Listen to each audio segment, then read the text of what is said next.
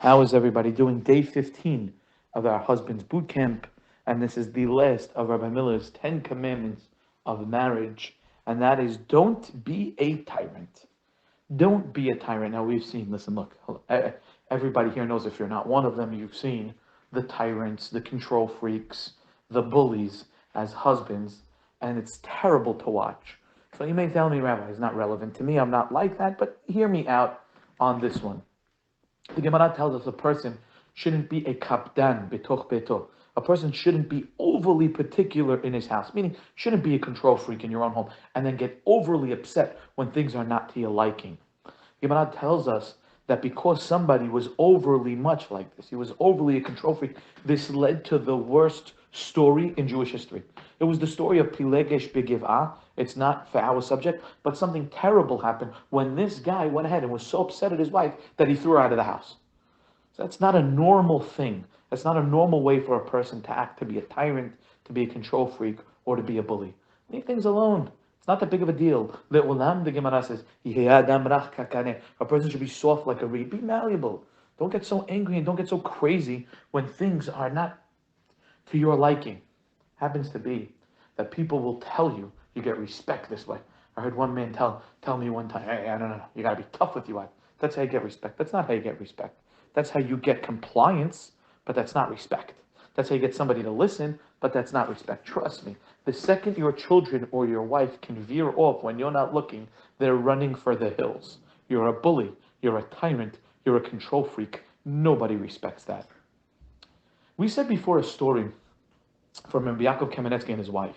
We spoke about how, I think it was one of the first two lessons that we learned, that Rabbi Yaakov Kamenetsky was telling his wife, quoting the Gemara, that the Gemara says that things that are nili deshamaya, those are things that are between man and God. That is the husband's job in the marriage. Religious affairs are the husband's job in the marriage. But things that are between man and mili da'alma, mundane things. You know, what color to paint the walls, what's for dinner, how clean the house is, what kind of car to buy, where to put certain things, and how to decorate certain things. That's the wife's job. It's not the husband's job. How to dress the kids, what doctor to use. That's the wife's job. It's not the husband's job. There are actually people that'll get angry at their wives, screaming, yelling, berating their wives for the house not being clean. That is not your job. Stay out of it. She wants to have the house a mess. Live with it. Smile. Don't get crazy. This is an unbelievable story with Rabbi Shlomo Zalman Auerbach, and a boy came to him from his kollel and told him that there's another guy that's going through Shalom Bayit problems, and the problem he's going through is that the guy's wife is a mess, and she keeps everything a mess, and he can't live with it. So the rabbi told this boy, next time you see him, tell him that about this problem, he should come talk to me. So the boy comes to the Rosh Yeshiva, to Rabbi Shlomo Zalman Auerbach, the boy that was having the problem with his wife, because she's a mess. He says, Rabbi, can I talk to you? I'm having a certain problem. Now, he doesn't know that the rabbi knows the problem. So the rabbi says, fine, come to my house tonight. So the guy comes to the rabbi's house, knocks on the rabbi's door. The rabbi opens up the door, just a little creak. He looks at it, he sees it's him. He says, wait 1 second. All right. The guy waits. The rabbi goes into his apartment, and him and his wife start throwing everything around, making the apartment look, it was once neat and pristine and gorgeous. They make it look like a mess. Everything's all over the place now. And then the rabbi opens up the door for the boy, and the rabbi says, hi, I'm sorry, I just wanted to straighten up before you came. Like as if the place was dirtier before, and the rabbi needed to straighten up. So the boy looks around, and the rabbi says, so what's your problem? And the boy says, I don't know, I'm having a problem. And the boy veered off to the problem being something else, because he realized he can't mention that he has a problem with his wife, that she's a mess, when he's looking at the rabbi's house being a mess. The rabbi on that day taught this boy, it's not a big deal. Let it go. How your wife dresses, the kids, where you're going for the holiday, what vacation to take, what color walls to have. Leave it alone. Don't be a control freak. Don't be a tyrant. And even with things of religious affairs, and that's your domain, that is your domain, and you put your foot down, you must be the king of the castle when it comes to the religious direction of the home. 1000%. But you have to do it with chokhmah. You have to do it with class. You have to do it with smarts. And you have to do it with dignity. You can't can't be a tyrant. Now, I happen to find that nowadays in 2021, 22, and in our community, the ladies are usually the holier ones anyway. Here's a man that'll say, listen, I don't want to take the kids to shul. And anyway, the rabbis say it's my job. The religious affairs of the house is my job. I don't want to take the kids to shul. Your wife is right. Take the kids to shul. You understand?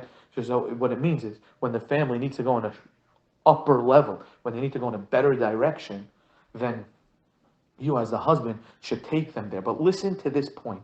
This is such an important point.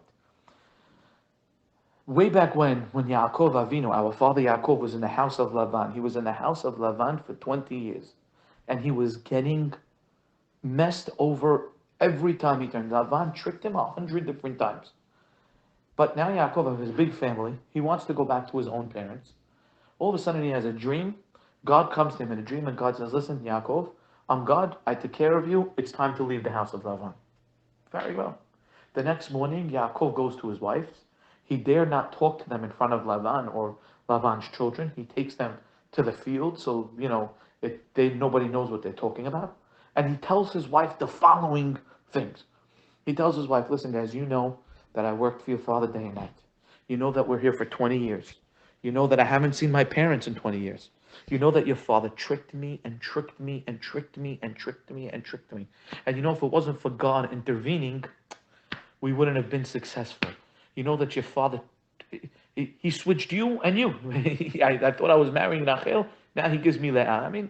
Your father is a shyster and tricked me every time I turned around. And not only that, but recently I see your father is just not, he's angry at me. He thinks that I stole from him because I'm being successful and I'm being more successful than him. So he thinks I stole from him. Like he looks at me. It's very uncomfortable being in the house this way. And then Yaakov continues and he says, and by the way, God came to me last night in a dream and told me it's time to go.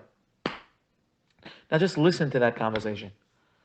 Everybody asked the question. I understand, Yaakov Avinu, Father Yaakov, you're married to two of the mother. They were prophets, his wife, the greatest people that walked the planet. God spoke to you and said, leave the house of Lavan. That's your opening line and closed line. You go to them, guys, listen, God came to me last night. We got to leave. What are you going through a long spiel for? You're going and reading a whole thing. Your father tricked me. We're here 20 years. I want to see my parents. You don't understand. It's your father's not looking at me the same way anymore. He thinks I stole from him. Oh, and by the way, God told me. And listen to this, and this is so important, so powerful. Even on things that you are the boss on, and you have to put your foot down, there's a way to do it. Yaakov would never go to his wives without any empathy, without any feeling, without any discussion, and tell them, guys, God said we got to leave. We're leaving. I'm boss. I'm king. That's not the way Yaakov works. Yaakov talks. Yaakov has a discussion. Yaakov speaks about it. Yaakov explains the reason to his wives, gets them on board. And by the way, God told me to go. That's a different conversation. When you see something wrong in your home, you see your wife is doing something you don't like, and that happens to all of us. There's a discussion, there's a respect, there's a way to talk. And then at the end, and by the way, the rabbis say, this is what we should do. God told me this. At the end, but first there's a discussion. Don't be a tyrant. Don't be a bully. Don't be a control freak. That's not the way we act as Jews. The Ramban, when he wrote a letter to his children, his opening line, you should talk softly, you should talk sweetly, and downtrodden to every single person you meet, no matter who. Talk low, low tones, soft, easy, humble to every person you meet. With our wives, even more so. That is the end of Rabbi Miller's 10 Commandments of Marriage. Practical, brilliant, deep, effective, and very, very relevant. Have a great day. So this task is something that I think should definitely be done, and only because I was told about this task. So a number of years ago, a cousin of mine was a rabbi. I don't want to quote his name because I don't know if he knows that I'm saying this, but he's a wonderful person, and his wife is an even better person. And they were talking to my wife and I, and all of a sudden, he asked his wife for something. And his wife looked at him and said, it's my greatest pleasure. Me and my wife just looked at each other and like, what? And then his wife said, my husband and I started this practice that we actually started. Anytime one of us asks the other one for a favor, no matter how difficult it is for you to comply, you genuinely look at the other person and you say, yes, it is my greatest pleasure. And we got that trick from Rabbi Miller, and it really works. So I looked at my wife, I said, you know what, honey, we're going to start that. And wouldn't you know it, it really works. In the beginning, when your wife asks you for something, or you ask your wife for something, they're burning. Your wife just served the whole table, didn't sit a whole Friday. Finally, sits down on the table, and you go, honey, could you do me a favor? Could you get me the soda from the fridge? And now your wife could very well look at you and say, she go, what? What? You get up off your rumpus. I was up the whole day. I was working all day, made the whole meal, finally sat down. But instead, she looks at you and she goes, yes, it's my greatest pleasure. After a while, that starts to become genuine. And then doing for your spouse actually becomes your greatest pleasure. And then your wife looks at you after you had a hard day of work and all of a sudden says, by the way, honey, could you do me a favor and could you change the light bulb in the garage? And instead of you saying, I could do it tomorrow, nobody's going to the garage, you look at her and you say, yes, it's my greatest pleasure. After a while, it becomes genuine. So our number 15 lesson was, don't be a tyrant. And our idea of that was how to speak, how to talk. Don't be a control freak, be malleable, be easy. We're starting this practice from now on. When your wife asks you for something, you tell her, yes, honey, it is my greatest pleasure. And I promise you, after a while, you see it will be, and it's so effective.